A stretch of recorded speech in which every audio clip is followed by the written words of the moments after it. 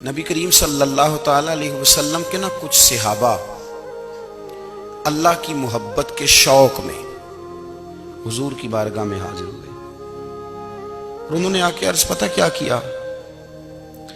عرض کرنے لگے یا رسول اللہ صلی اللہ تعالی علیہ وسلم سالوں بیت گئے ہیں سجدے کرتے ہوئے، حضور سالوں بیت گئے ہیں تسبیح پڑھتے ہوئے، سالوں بیت گئے کہتے ہوئے کہ سبحان اللہ وہ پاک ہے، ہمیں سالوں بیت گئے یہ کہتے ہوئے کہ اللہ اکبر وہی سب سے بڑا ہے، سالوں بیت گئے کہتے ہوئے کہ الحمدللہ ساری تعریفیں اللہ کے لیے، سالوں بیت گئے اس کی تسبیح کرتے، تحلیل کرتے، تکبیر کہتے۔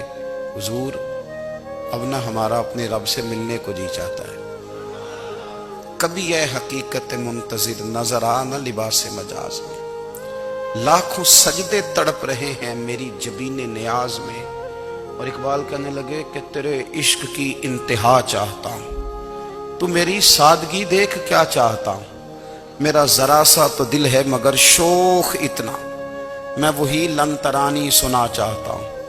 میرا بھی دل کرتا ہے کہ اللہ میں تجھے کہوں میں تجھے دیکھنا چاہتا ہوں، جس طرح حضرت موسیٰ کلیم علیہ السلام نے کہا تھا، اور تو مجھے کہے کہ لن ترانی تو نہیں دیکھ سکتا، ذرا سا تو دل ہے مگر شوخ اتنا، میں بھی وہی لن ترانی سنا چاہتا ہوں۔ پھر کہنے لگے بھری بزم میں راز کی بات کہہ دی، بڑا بے ادب ہوں سزا چاہتا ہوں۔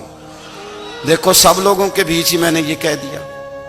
میرے عزیز صحابہ نہ شوق میں، کتنے سارے لوگ ہیں آپ، کتنی ماشاءاللہ بڑی تعداد میں آپ آئے، ہم بھی کبھی اس شوق میں گئے ہیں کہ ہمارے رب کو دیکھنے کو دل چاہتا ہے، ہمارا جی چاہے وہ کبھی ہمیں ملے، ہم کبھی اس کی زیارت کریں، اس کی بارگاہ کرم میں ہم حاضر ہوں۔ صحابہ نے عرض کیا یا رسول اللہ صلی اللہ تعالی وسلم ہمارا رب کہاں ہے؟ ہمارا نا اپنے رب کو دیکھنے کو جی چاہتا ہے۔ جب صحابہ نے یہ عرض کیا تو اللہ نے قرآن مجید نازل کیا، فرمایا وَإِذَا سَأَلَكَ عِبَادِي عَنِّي فَإِنِّي قَرِيبٌ، محبوب جب میرے بندے آپ کی بارگاہ میں آ کے میرے بارے میں پوچھے نا تو ان سے کہہ دینا میں ان کے قریب ہی ہوں، قریب ہی ہوں۔ دلیل کیا ہے؟ بھائی اذا دان، یہ جب بھی مجھ سے دعا مانگیں گے میں ان کی دعاؤں کو قبول فرماؤں گا، میں ان کے قریب ہوں، میں ان کے قریب ہوں، یہ جب بھی دعا مانگیں گے نا میں قبول کروں گا، میں ان کے قریب ہوں۔ اللہ تبارک و تعالیٰ کے بندے اللہ سے محبت کرتے، رب کی بارگاہ میں جھکتے، اس کو اپنے دکھ سناتے، اس کے پیارے محبوب صلی اللہ تعالی علیہ وسلم کا وسیلہ لے کے اس کے حضور حاضر ہو جاتے، پیشانیاں سجدوں سے روشن ہوتی۔ ہم نہ ہر چیز کے لیے وقت نکالتے ہیں، ہر چیز کے لیے، لیکن عبادت کے لیے وقت نہیں نکالتے۔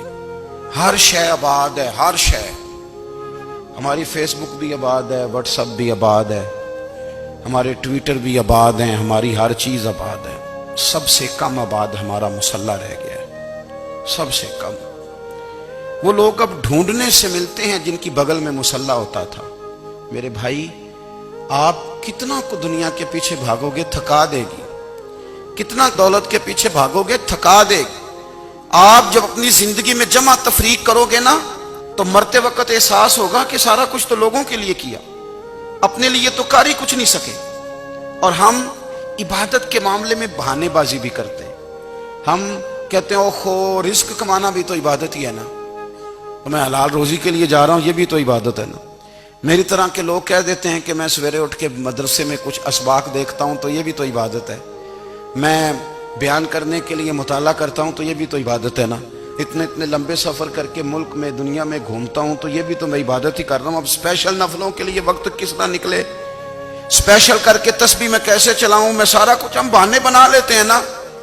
میرا سوال یہ ہے کہ یہ ساری باتیں صحابہ کو، نبی کریم کو، دیگر لوگوں کو بھی تو پتہ تھی نا، لیکن آپ غور تو کریں 23 سال حضور کو وقت ملا، مختصر وقت ظاہراً تبلیغ کرنے کے لیے، پوری دنیا میں دین بھی پھیلانا ہے، گھر میں 11 ازواج ہیں، 4 بیٹیاں ہیں، ان کی اولادیں، سارے کام کاج بھی دیکھنے ہیں، لیکن سیدہ طیبہ طاہرہ حضرت عائشہ صدیقہ رضی اللہ تعالیٰ عنہ فرماتی ہیں سارا دن تبلیغ کرتے، ہر غلام کے دکھ سنتے، گھر میں آتے تو اپنے گھر والوں کا خیال کرتے، کام میں ہمارا ہاتھ بٹاتے۔ قربان جاؤں، کہتی ہیں زمانہ سارا سو جاتا لیکن آمنہ کے لال مصلی بچھا لیتے۔ دنیا سو گئی، ساری سب سو گئے، جو خدام تھے، وہ جو غلام تھے، وہ سو گئے۔ صحیح مسلم میں لفظ ملیں گے، سیدہ پاک فرماتی ہیں او میرے نبی کے غلاموں، میں نے یہ رنگ بھی دیکھا ہے کہ حضور نے اتنا کھڑے رہے، اتنا قیام کیا، اتنا قیام کیا کہ مقدس پیروں میں ورم آ گئے، سوج گئے پیر اتنے بڑے۔ دل پہ ہاتھ رکھ کے نہیں بتا سکتا کہ میرے کبھی نماز میں پیر سوج گئے، کوئی نہیں بتا سکتا۔ بچوں کی روٹی کماتے تھک گئے بات الگ ہے، ہم سیر کرنے گئے تو تھک گئے بات الگ ہے، لیکن عبادت میں یہ بھی تو مسلم شریف ہے نا، یہ بھی تو دین ہے نا، یہ بھی تو حضور کی سنت ہے، یہ بھی تو وہ چیز ہے جو کریم کی آنکھوں کی ٹھنڈک ہے۔ سیدہ فرماتی ہیں پیروں میں ورم آ گئے، اور ساری رات ہی حضور نے نماز پڑھی اور ایک ہی آیت بار بار دہرائی۔ مسجد نبوی میں بلال حبشی نے فجر کی اذان دے دی اور حضور ابھی مصلی پہ تھے، کریم فارغ ہوئے۔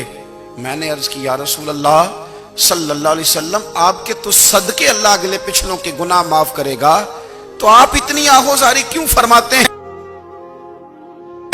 آپ تو شفیع ہیں، آپ تو انبیاء کے امام ہیں۔